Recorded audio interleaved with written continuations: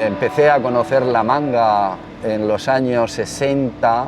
Te puedo decir que yo conocí la manga en su estado virgen, cuando todo esto era una sucesión continua de dunas, una detrás de otra, y era un verdadero paraíso que daba a dos mares, o sea, el mar Mediterráneo, que lo seguimos teniendo ahí, y el mar Menor, que lo tenemos a la izquierda. Y esto es una franja de arena que tiene 22 kilómetros de longitud.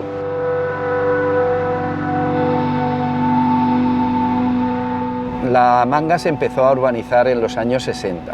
Había un proyecto original de un arquitecto que se llama Bonet, que era realmente un proyecto muy bonito, pero aquel proyecto nunca se llevó a cabo. Entonces ahora mismo pues podéis ver, se ha especulado tanto, la avaricia puede tanto, que no se ha dejado un metro cuadrado sin construir.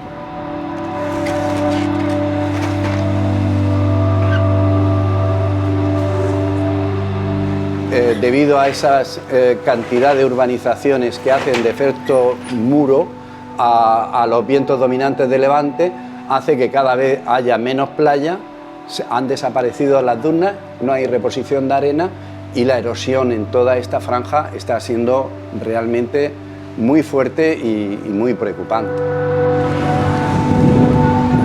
Aquí teníamos, cuando yo compré, teníamos una playa de 50 metros, pues poco menos que hasta donde termina la gente que está bañándose, todo era arena. Pero los temporales, la subida del nivel del mar, el que ya no haya dunas de arena en la manga, que aquí teníamos dunas de arena donde están todos estos edificios, ha hecho que la erosión marina vaya comiendo la playa y ahora tengamos esta playa tan pequeña.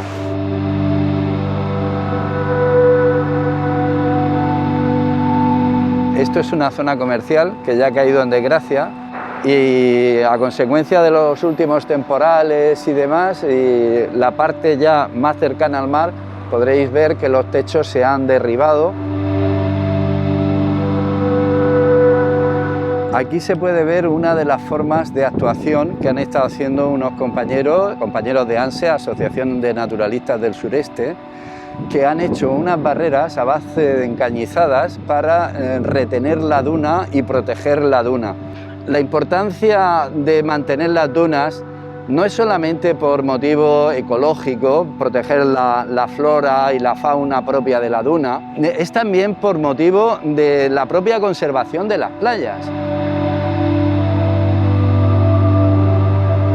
Esto que veis aquí son unas bolas que hace el mar con las hojas de Posidonia trituradas. Esta es la hoja ya seca y esta es la bola que hace el mar.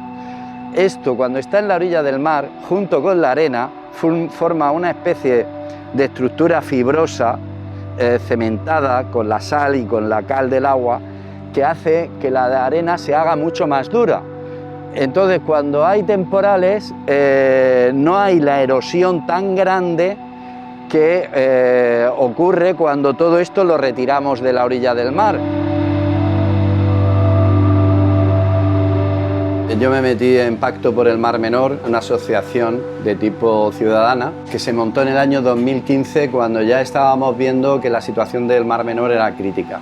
Queremos que un ecosistema único como es el Mar Menor no pueda ser degradado o destruido por intereses privados.